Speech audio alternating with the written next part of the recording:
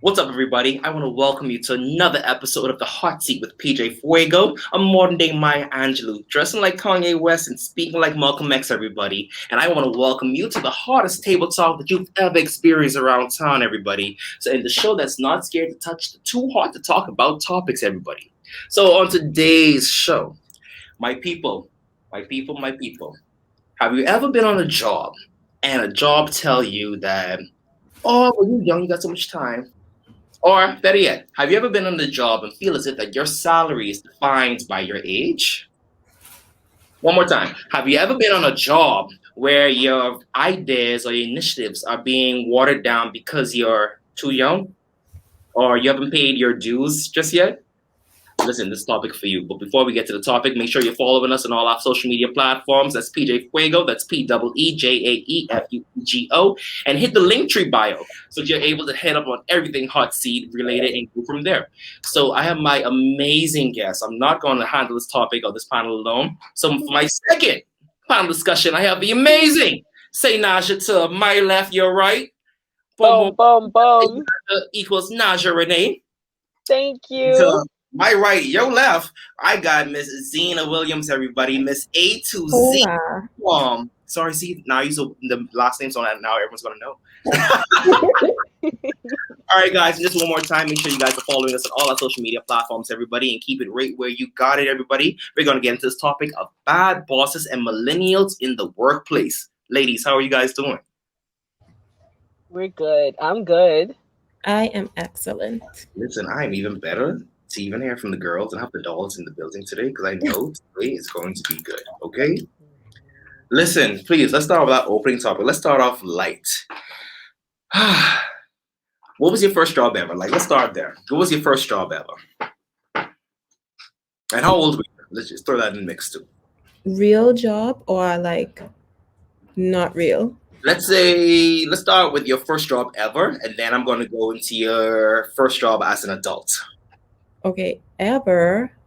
I don't know. I probably was 14, maybe 13. Whatever the age was, I was not supposed to be working. But I was. So, and it was during the summer, and I worked in an office in a place that gives healthcare. Okay, okay. Nasha, what about you? Mm.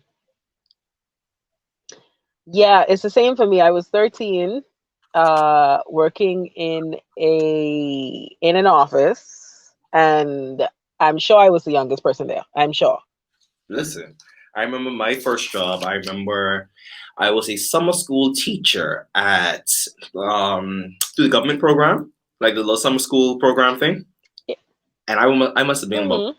15 years old, making about 150 a week or 125 a week, if that. And I thought I was a big baller shot caller. You couldn't tell me not a thing about it. I'm talking, let's go to Bamboo Shack, my treat, okay? Okay. Love it. So I get that. Now, just to switch gears a little bit, when you guys had your first job, then what was that experience like? I guess were you guys cognizant of your professional needs, or what would you want professionally for yourselves?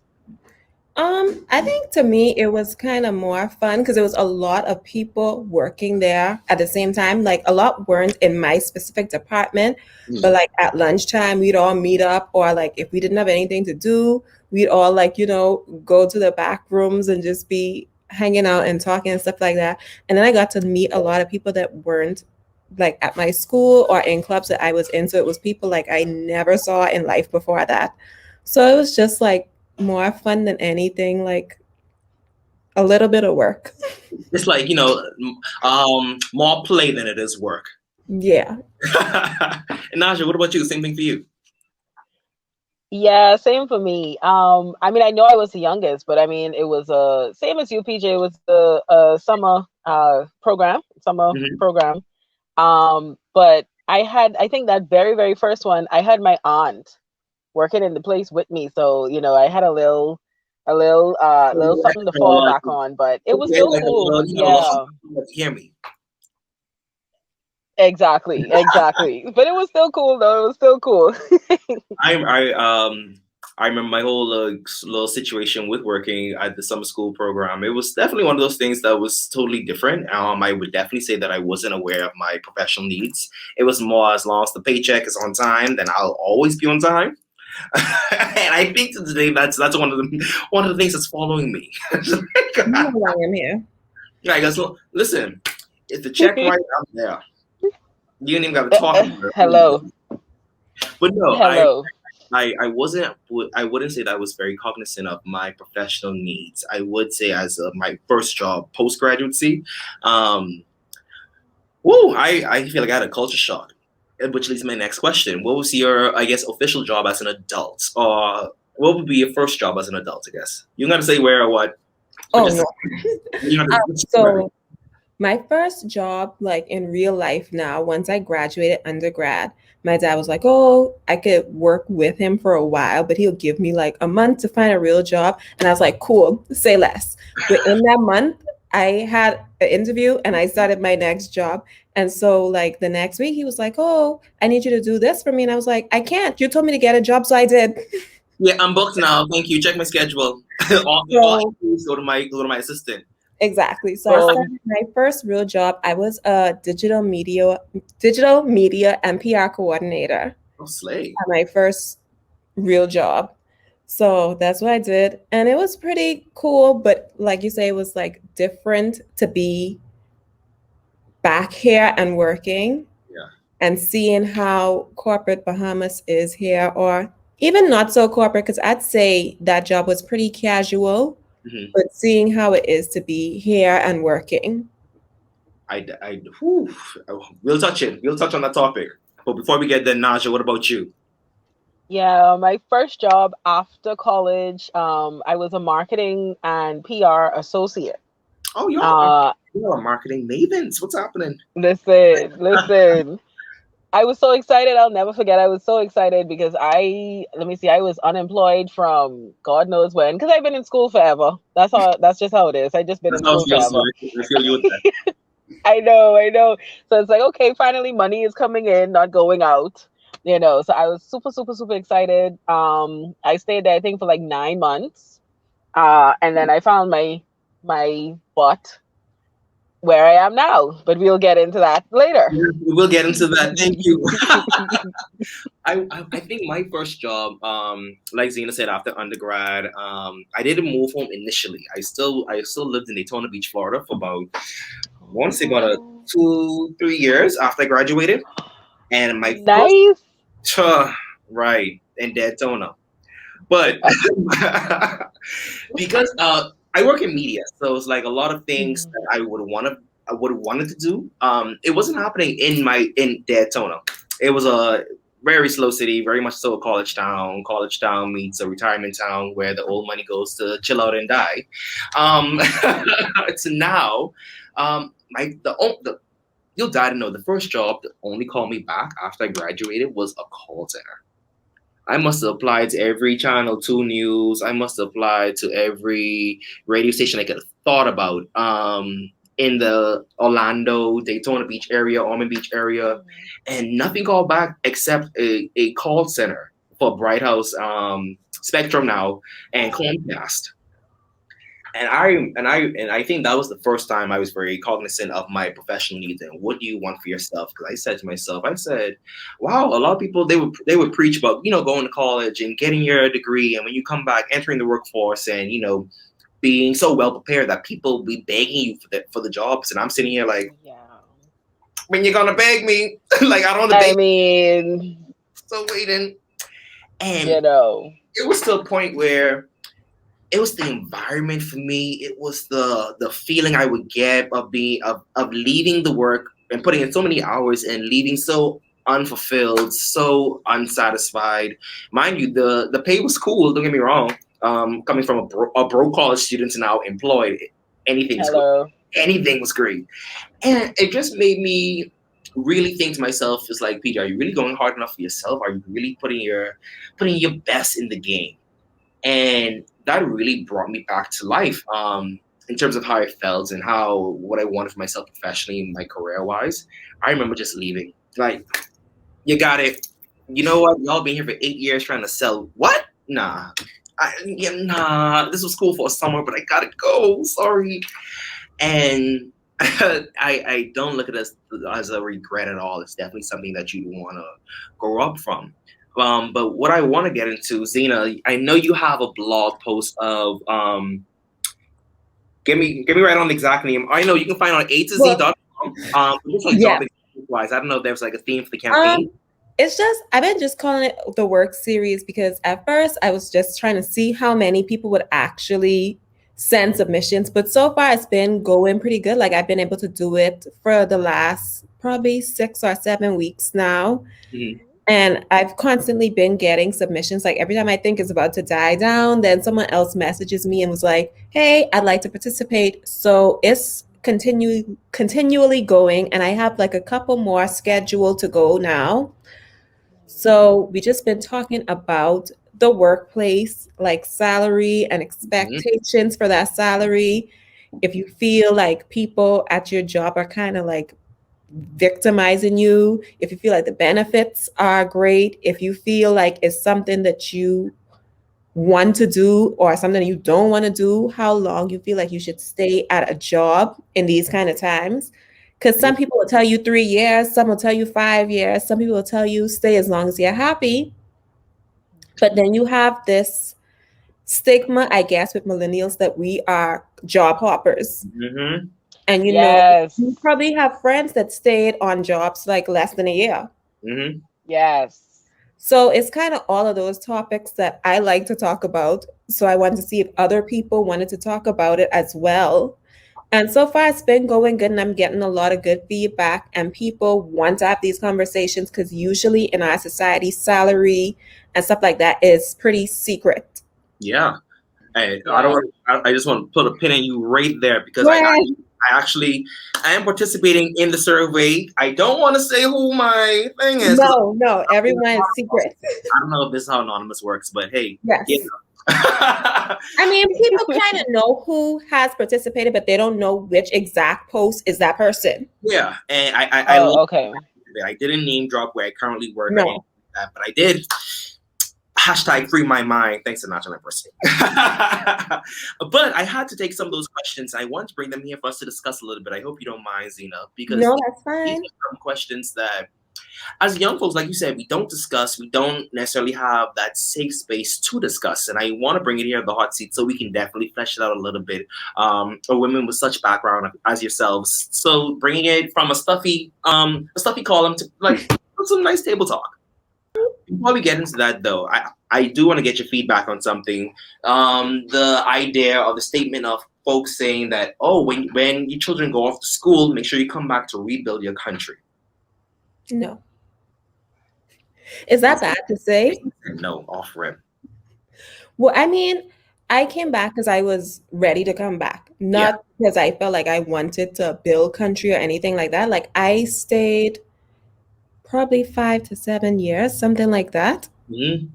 So like I did undergrad, then I stayed for a year. I came home for a couple months. I went back. I did some more schooling. I stayed again for maybe 2 or so years. And then I finally was like, okay, I think I'm over it now. Like I'm ready to move back. That's why I moved back. But I don't suggest you move back to feel this obligation to build country or whatever. At the end of the day, your career trajectory and what makes you happy has to come first, because you don't want to come and build a country that ain't given to you. Period. Time and drop the mic on it. Period. Because you don't want to, I ask that because I feel like there's a lot of pushback, and then even then, like Zina, like you say, I totally agree with you too. Like anyone, if they were to ask me now, do not come back home. Do not rush back home, boy. You still got how many years on your visa, let alone your OPT, let alone your internship? What? Thank you. What? Not come back to what? I wouldn't say to do what. Because I do think depending on the field that you're in, it's very lucrative. But the Bahamas only has like what, 3 fields that we. 3 fields. And I'm reaching with 3. Like I'm reaching. Lawyer, accountant. Yeah. All hair breeder, hotel, junkanor. If you want to add a little razzle dazzle, a banker. Right. They're saying it nice now. Hospitality management. Right. No shade. No shade to Right. any. No, I'm not going to shade, but even if you speak to people in that field, a lot of times the people in upper management will never look like you. Mhm. Ooh, Oh, girl, am I thinking? child. Whole show in my head. What the Ooh, hell? Let's ooh. talk, because those are factors that come across. And I would say to people that when they contemplate coming back home, make sure that you are fulfilled with the journey that you're doing now while you're doing your tertiary education, wherever that may be. Doesn't have to be in Florida, doesn't have to be in the States, doesn't even have to be, on this side of the world, can be anywhere. But I Right. think the greatest gain that you can get from seeking tertiary education abroad or elsewhere is that you get this chance to this exposure, the exposure to a whole different culture, a whole different demographic, a whole different chapter of who you are, that you're Right. able to explore before you even come back home to say, this is who I am, rather than Right. I die to hear people after they finish school, they come back home like the day after graduation. And I'm like, what? Who does that? Like, what? What's the reason? Like, What is the reason? biker. Oh, you A lot must. of times they say room sickness, you know. I could always visit for a week, and We got Skype now. We got Zoom. We got Zoom. I always had this thing when I was off to school. Like, I think after my first year, my freshman year in college, you could have never caught me home for more than 2 weeks. And I'm talking the Exactly. entire year. That's with Christmas Yeah. included, like birthday included. Like, you couldn't Yep. catch me home for more than 2 weeks.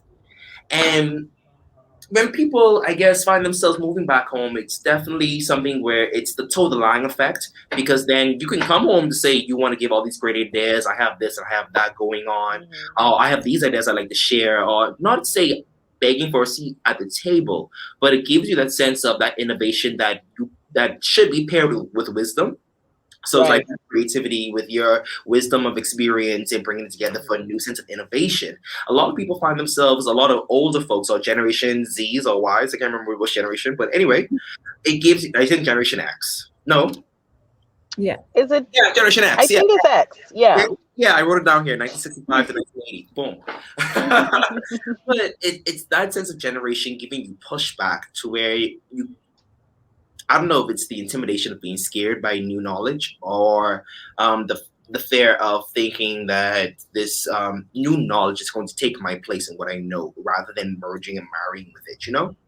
Yes. That's definitely Yes. that's definitely where the drop ball is. But let's talk a little bit about our current jobs. Now that we've gotten that out of the way and we've introduced the idea of Generation X and all the other generations that I may not know, A, B, C, to Y, 2, 3, to now saying, how do you think, because we're all millennials here, do you guys have any experiences as millennials on the workforce and on the workplace now from other aspects of other generations, or any pushback that you might have gotten from them? This is a safe space. I saw Zina made the face. This is a safe space. You don't have to name drop if you don't want to, but we can No, rhymes with a. well, I'd say I worked at a pretty big company Okay. for a while, and I think it was one of my earlier jobs when I first moved to Nassau. And during one of the bigger meetings, like they were presenting on a new product, and I kind of gave my feedback on this new product, and I was like, I don't know if this is that good of an idea, and I don't think that people in my age group are going to buy into this product. And when I said that, the feedback I basically got was, well, people in your age group don't spend no money, so we not really targeting them at all. And I was like, but people in my age group may not have any money, but we spend the most disposable income, so you should probably be Thank listening to this you. feedback. And they were like, no. And I was like, say less. Yeah, no, you got it. Okay. You're Cool. lost.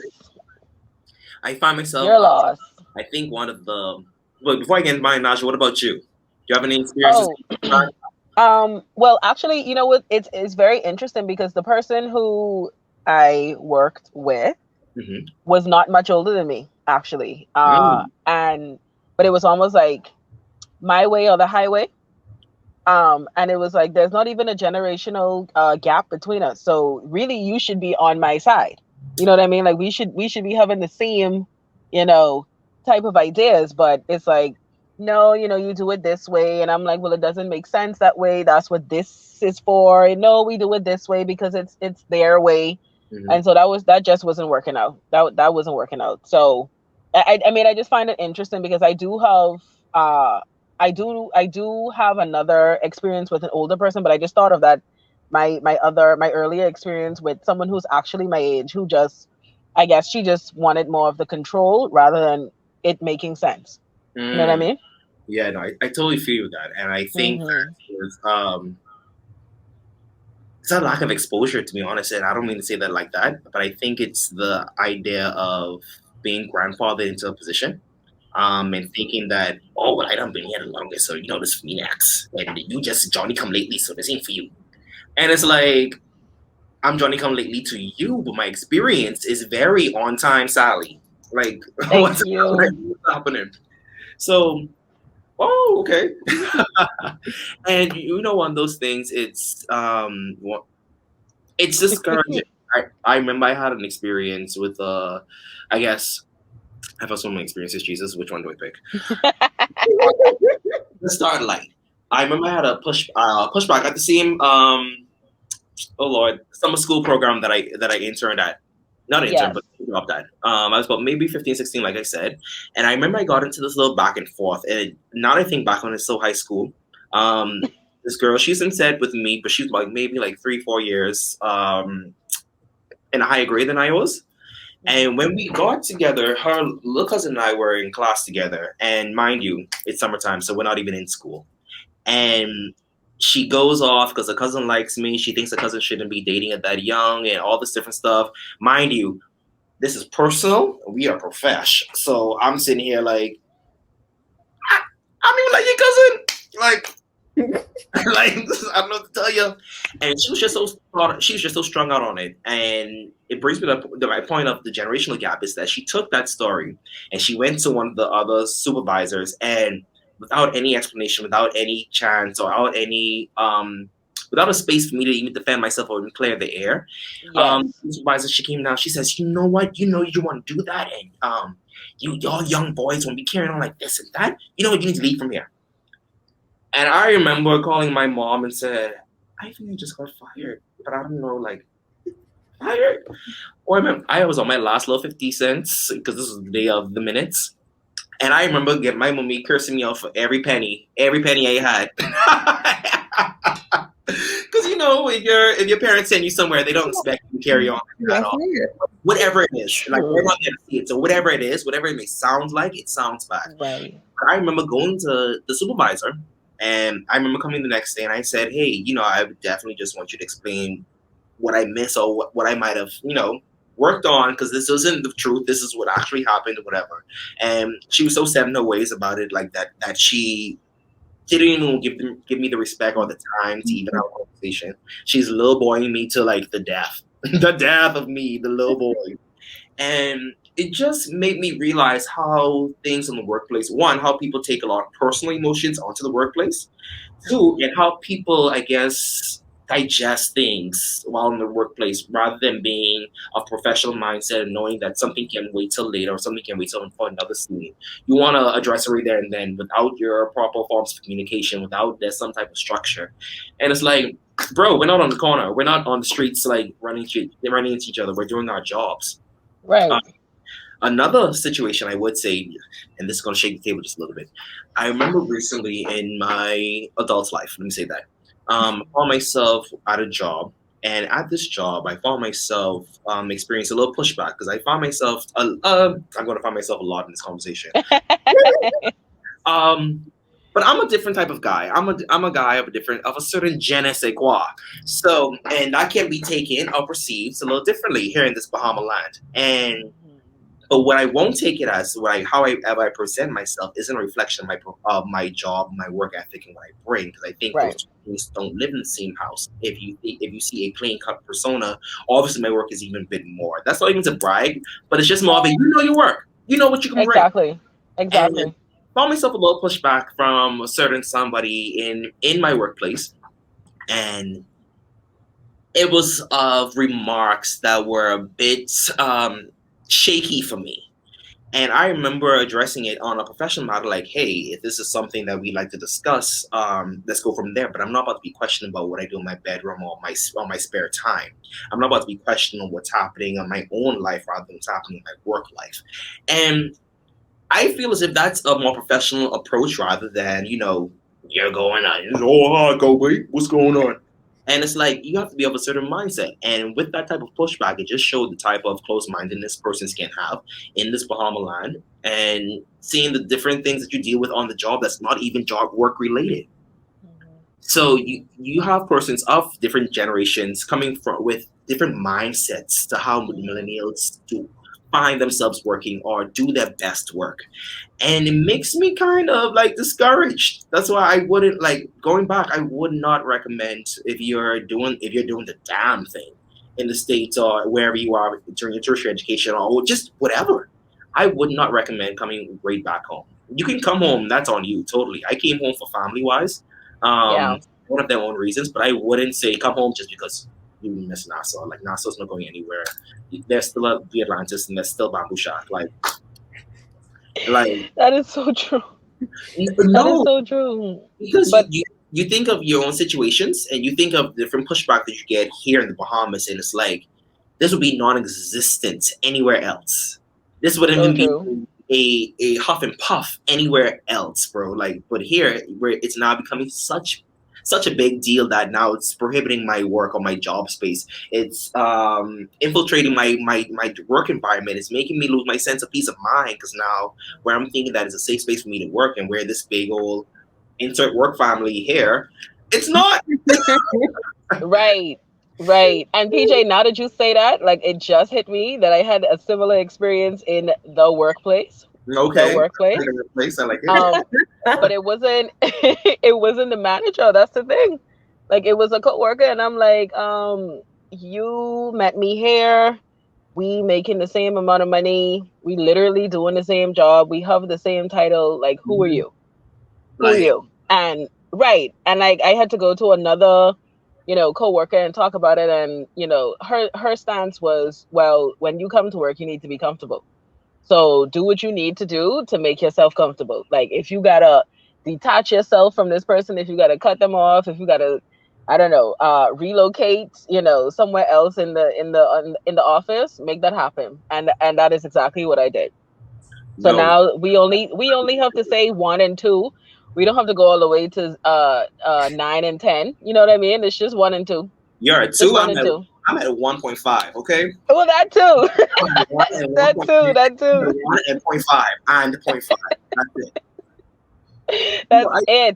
I get that trying to maintain your peace of mind on the workforce. But On the work, exactly. let me ask you guys this: with that sense of pushback, I don't want to jump the gun just too much, but let's talk about interview skills in this millennial idea, this millennial era of getting a job. Do you guys think you have your interviewing or negotiating skills down, or think that you can work on that a little more? Or like, what would you rate yourself on a 1 to 10 if you were interviewing your negotiating skills, negotiation skills? Definitely a 4, I think, or like a 5. I am so not. I need help. I'm lucky to have the job that I have now, and lucky that I got the last one. No, and that's okay. This is a safe space. Yeah. I would say I'm like a 6. Sometimes negotiating makes my stomach hurt, but sometimes Listen to like, me.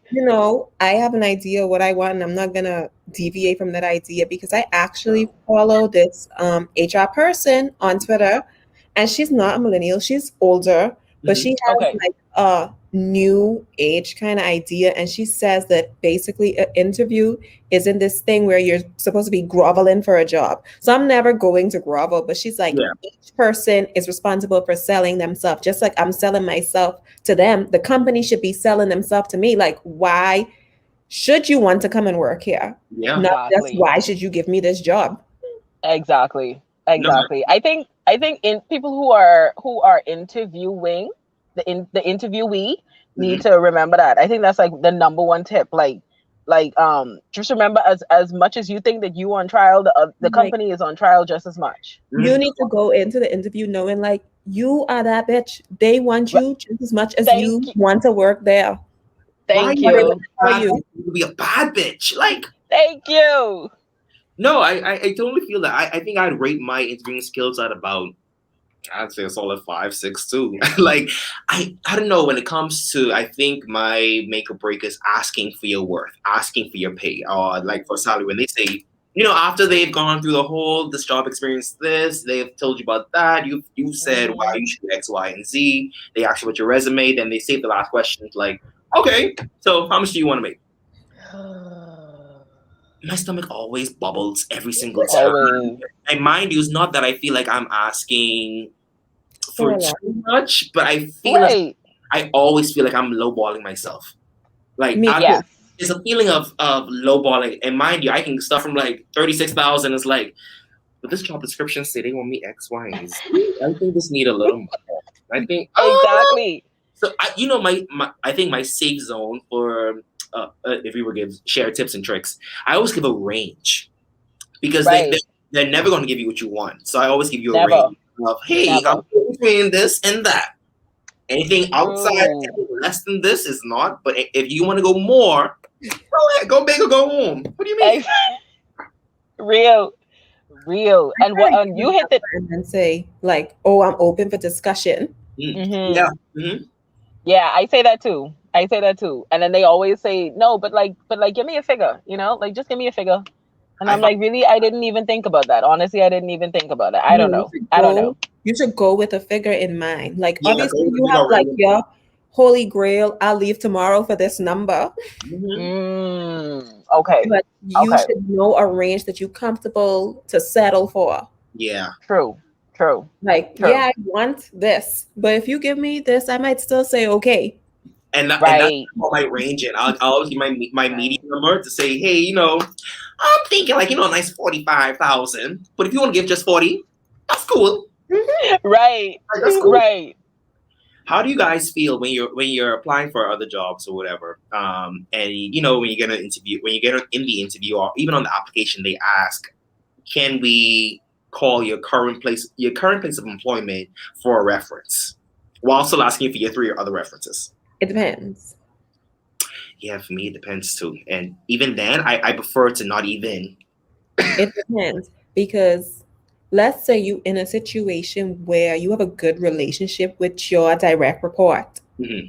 Right. And they might know that you are hunting. They might be hunting themselves. Mm-hmm. Right. In that situation, I would put the number to my direct report, because we both know what we into. Yeah. That's true. Now, if it's a situation where no one know that you looking and you kind of doing it on the sneaky link, I would be like, no, don't contact them. Contact them when I already signed my offer letter. You know what? I ain't even gonna lie, y'all. I fell into the fire pit on this, because I did mine on the slick. And I got fired the next day. You see? I have a friend on the labor board who will give you a call, okay, and help you out. Listen to me. I got fired the next day. Guess why? Because the person who interviewed me was best friends with my boss. Boom. Okay. I've had experience like that before, where I did an interview and I got an offer, and I didn't even put my notice in yet. But when I went to have the conversation, my supervisor was like, oh yeah, the person who interviewed you already told me that you was coming there. I was just waiting on you to let me know. That's a little forward for me. I don't know. I'd be so shocked or taken aback every time. I was like, oh, okay. Listen to me. She had my envelopes and my last check ready. Boom. That's the risk that you kind of take. Yeah. Interview, because you never know who knows who. And exactly. Because my stomach is kind of like gamble, I just don't. You could think you moving at the lowest of lows, and you come to day, and they tell you like the supervisor are slapping 5 cooler than the other side of the pillow, and weren't you not gonna notify us? Click. Sure. Yeah. But I don't like that sense of retaliation or that reaction. But it happens. But it happens. It really does. I Mhm. don't want to give too much of my own business too. But one more time. I remember, I think one of the pros and cons, or one of my biggest con of an interview or interviewing for a job while being as a millennial. Why are we going on 5, 6, 7 interviews? Do you not know what you want after the second? Like, Right. I remember I was interviewing for a certain job and I was on like 4 interviews and they kept saying like more is coming. I'm like, I said, okay, like this is cool, but I do have to ask, like, what's good? Like, sorry to be so lax, but what's good? I said, I'd love to come in and have a FaceTime conversation, but like my real life is happening. Real. And on top of that, sometimes you already have another job. So why you have me come into 4 or 5 interviews and you know that I need to be at my current position? You wouldn't want me to do this to you if I was to accept your offer. Thank so you. why do you have me doing it to my current employer? Mm-hmm. And then to do all of that just to tell you, oh, we found someone else. You know that's what them hoes did? After 4 interviews, 500 days, 2 hours, and 5, 6, 7 seconds, them hoes waited, and not even that. What made it worse is that, oh, I see it. No, it's still on my spirit, as you can hear. Those motherfucking hoes had the nerve. I had to email them to say, hey, what's happening? Didn't hear from you. You said it's for 2 weeks. And it's now, and mind you, I feel as if that I wasn't the oldest. Obviously, I'm not. I feel as if I was still. If I got the job, I probably would have been the youngest on the staff. Right. But I think the idea, the type of professionalism that I would bring, I always go in interviews saying this is what I can bring, this is what I can offer, and this is what I know. But at the same time, with a sprinkle of humility, because I'm always still open to learn. I'm so open to be taught new things, like how iron sharpens iron, man sharpens man, and that's the one. I put that on a shirt, Jesus. That's what I'm going to push. Like I need to go to the workplace with that, like. Iron sharpens iron, like man sharpens man. Like exactly. Because people look at, I guess, a sense of confidence in interviews as arrogance and as who you think you is welcome to this interview asking for all this money and you wouldn't even know, or you only got this experience or whatever. Do you guys have any bad interview experiences or any weird? Oh my God, yes, yes, because this is still on my chest too, PeeJae. Listen to me. This is a safe space, baby. Make it hot. Listen. So I interviewed for a teaching job at a high school. Okay. Back in 2017. Tell me why about 15 minutes into the interview, the guidance counselor walks in, pats me on my back and says, can you just come with me? Just come with me 1 quick second. Just 1 quick second. And had me sit out in the lobby for about another 10, 15 minutes. And then asked me to come back in. God knows what they were saying about me. Hi, Auntie. God knows what they were saying about me. And then when I followed up, no, you didn't get it. Yeah, they said that you were a bit nervous, but who does that? Who asks you to leave the freaking room for about 10, 15 minutes? God knows what they were saying to then bring me back into the room to finish the freaking interview. Of course, I'm a little nervous. I'm already nervous as it is. And as it is. Going crazy now. You want me to leave the room? And then come back to finish? Are you serious? Are you serious? Oh no, I would. Wow. My most recent interview wasn't that great because it ended up being like a couple-day process because they were like, oh, can you come this day and this time? And I went upstairs and I'm just waiting. And the person just never came, and like time is going. And so I eventually left and I was like, you could tell them, call me back, but I need to go back to my job. Right. I have things to do. I'm not just I can't just kick it with you. Exactly. So then they were like, oh, they understand. Can I come back this day, this time? So I'm like, okay, cool. This day, this time comes, and like the same thing happens. I'm like, all right. I gotta go to my job. Right. You know what? So I leave. So she's like, okay, I am so sorry. It's just that other meetings have been running over. Can you come this day, this time? I'm like, okay. So I go this day, this time. And finally, like we have it and all this kind of stuff. And later someone asks me, like, am I really considering this job? And I'm like, honestly, no, because if in the interview process you already aren't respecting my time, that shows me what it's going to be like when I go on a job. Good. Oh yeah. Good. Oh yeah. And Good. sometimes you have to like say what you mean and mean what you say, because a lot of people think that the person's answering the interview is that like as if they're so pressed for a job. And mind you, I'm sure they are. But I'm not about to count the sand on the beach just for a sad job. Not only that, but sometimes interviews are just something to, sharpen your skill level or to prepare yourself for when you do want to get out there. Sometimes you're not necessarily looking for that job, but you just want to hone your skills when it comes to interviews. Mm-hmm. So just because you see me on an interview doesn't necessarily mean I want this exact position. True. I never thought of it like that. I never did either. Like Yeah. this is why I got A to Z and say Nasia in the building. It's Zina. Boom. When you interview for a job, they find you. I think they find you intriguing. They don't want to say, but it's intriguing. They want to hear where your mind is at, see what on the spectrum where you. But they do that because I had an interview too. Like now that you bring that up, and the guy was like, "Well, who's your favorite music artist?" or something like that. And obviously, everyone knows that I am a stan. Stan. I mean, I love you like I love you. I'm certified B stan. Okay. So I Oh was like, Lord. impressed. And he was like, you don't seem like a Beyonce. And I'm like, what does that mean?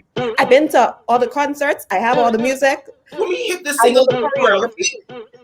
Do you want me to get information in front of you? On top Thank you. Thank you. Everything. Okay, I could tell you the different versions of songs and which concert the version came from. I'm a stan. Okay. No, because usually Beyonce stans aren't that shy, and you seem a little shy. I was like, what seems shy about me? Like you're interviewing for a job, you're not going to see some shots here. I'm like, yeah, just based on what people say, I could tell a lot about their personality. I'm like what, sir? Thank you. Like, what did you get? Tell me, what'd you get? I would like to know. No, tell me, because I have missed it. Let me catch it. Go ahead. Thank you. They do ask questions like that. It's like, I do think that it's something that it's one of those questions that kind of keeps you sharp to see like how can you answer on the fly. So I right. to an extent. But that just was not the time for me. I just feel as if I'm interviewing my life right now. So like the next phase of my life. So please don't carry on like that. Right. But with interviewing and looking for that next position or whatever, let's talk about our current jobs for a little bit. And I really want to get into some of these questions from A to Z.com. And my favorite question that's kicking off and standing out to me is that in your current workplace, I know we work with different generational gaps, and it may not be a gap, maybe even our same generation as well. But we have supervisors and managers of all different ages. Do you think, or do you experience any type of encouragement for promotions from your supervisors in your job now? Like, do you see that they encourage promotions or excelling or, giving you a platform to say, I know you're doing this, there's more you could be doing. There's an opportunity to do X, Y, and Z. Whether it be like in the job or in the field or even outside, I would say for the most part, yes. Because, if there's training I want to do, I could say, and they'll be like, all right, let's find a way to let you get this. If it's stuff that they see coming up that pertains to my job description, they'll be like, hey, what do you think about doing this? So in that kind of way, yes. But then even though that's happening sometimes, like when it's a smaller department, you're like, I know that you want this for me, but then this department is so small, like, where is that gonna put me, Mm-hmm. So they encourage it, yes, but we are also a pretty small department. Okay, so at least I'll take the even the intention or the initiative of building for yourself, whether you get a chance to use that within at our job or even anywhere else, but just knowing that we're building you. You know what I'm saying? In a sense, Yeah. we're helping you to be a bigger, Yeah. better person. What about you, Naja? At the hashtag workplace. So I think my situation is a little different because I am part-time slash contract-ish. Okay. So there is no room to grow professionally with the position that I have now. But personally, I know my supervisor, she encourages me because I'm trying to complete my master's. So, Okay. she always asks, how's school going? How's it going? What are you learning and stuff like that. Okay. So this one, I there's no actual opportunity to grow in this particular position that I have. But the last one, the other one, that one, the answer is no. In my Dal Regis voice, the answer is no. The answer is no. The answer is no. There was no room to grow. We were promised many things that could have enhanced our skills, our abilities, that could have helped us do the job, and we never got them. So that's a no. That's a no. But I can say, my current job, in my schooling, yes. And if I work hours. So if there's an opportunity for me to work more hours, yes, I'm the first one to be called. So yes, I would say yes. Okay, I can definitely bump with both of those ideas. It may not be exactly right there in the actual employment place or the job right there and then, but Right. it's still giving you those tools. Or even if it isn't giving me the tools, you're interested, you're checking in, you're making sure that at least that I'm preparing myself for the tools that I told you that I'm trying to work on. I think for Exactly. me, in the hashtag workplace, I think it's hit and miss. I think because my department from where I work intertwines with a lot of other departments, and I think those other departments that aren't my immediate department, I get a lot of support from them. I think my immediate department gives me a bit more of a pushback, but and it's not to say like I'm not trying to say whatever or say I think I'm better than, but like I always say like, hey, I don't know this, but like I'm always willing to learn, or I'll always go to my other peers in the workplace like, hey, could you show me this or you mind showing me that? But at the same time, I know what I bring, I know what I can do, but it's sometimes discouraging because depending on that generational gap and that age gap, a lot of supervisors and managers see you as competition rather than, as An ally. yes, an ally, or even say they can be a mentor to a mentee type thing to see that, you have potential, or you're still young, you're still able to grow, you're still able to X, Y, and Z. Or you have so many years to do so many things. Thank you. This is just my fair advice to the Generation X guys. I think you leave a better legacy when people see that they can learn from you, that they've learned X, Y, and Z from you. With being teachable, you're easy to, I guess, gravitate to. You're accepting, you're welcoming, you're able to not reprimand me, not per se belittle me for not knowing, but taking that chance to educate me because I'll need to know. A lot of times in the workplace, like they talk about millennials, like they're this mythical creature kind of thing. But when you look at it, millennials are such a range of ages. You have people that are millennials that are almost 40 at this point. They have Thank been on you. their job for quite some time. Quite some time now. Thank you. They are not a 20-year-old child. Mm-hmm. Thank you. Thank you. And it's Thank that you. thing, like I think that a lot of Generation Xers, in comparison to millennials, they see their own children. So they see the fact that, oh, me, I have a son your age, oh, and my son is what you're doing. So how you even get to act or be or try to think that you want to be my boss or my peer. Yeah. I tell the lady at work, I said, I'm not looking for a work mother. I'm not looking for a work mom. I'm not available to be a work son. And I know that me and son the same age, but your son isn't doing this, and I'm not doing that. Sometimes too, they'll be like, "Oh, you should respect your elders," and I'm like, "But we're all adults here, so you should respect me too." Thank you. Because we have a connection about the past. Thank you. And don't let us have the same position, the same title, the same freaking pay. I don't. Do you guys find yourself asking friends like about their salaries? Yes and no. No. Yes and no too. What about you, Z? I'm gonna say Yes and no. What's your yes and no? mine is no. Mine is no. Mine is It no. depends. The friends that I have that are in my field, we kind of talk about it a little more openly than friends that I have that aren't in my field. Okay, Like so the ones that aren't in my field, sometimes they'll give a range, but that's some another one people thing. Thank you for the range. but that range could be like they'll say such a wide range. It's like this is not helpful at all. Exactly. I don't even know what to ask for now. You're telling me a range of like $20,000. What That's the not helpful to me. really? But then you have some that won't say anything at all. But when it's Yeah. people that are in my field, we kind of get to smaller ranges, or some people give you an exact number, or they mightn't tell you what they're making on this job, but they might tell you what they made on their previous ones. Okay. Okay. No. Actually, now that you say that, the last that other job that I keep referring to, it was only me and one other person. But even though we had, it was literally only me and her, and she refused. I mean, like refused to even remotely talk about it. Like I was open with mine, but she wasn't on that run at all, and it was only me and her. I don't know. I found myself a little torn about that too. I think like Z said, those in my field, we speak on big Hmm. high ranges. But I wouldn't find myself. Let's say if you're in a medical field or accounting field, yeah, no, I'm cool. I eat in. We could go out to eat and lunch, Right. and I can leave a little tip and still be comfortable. Right. So like, Right.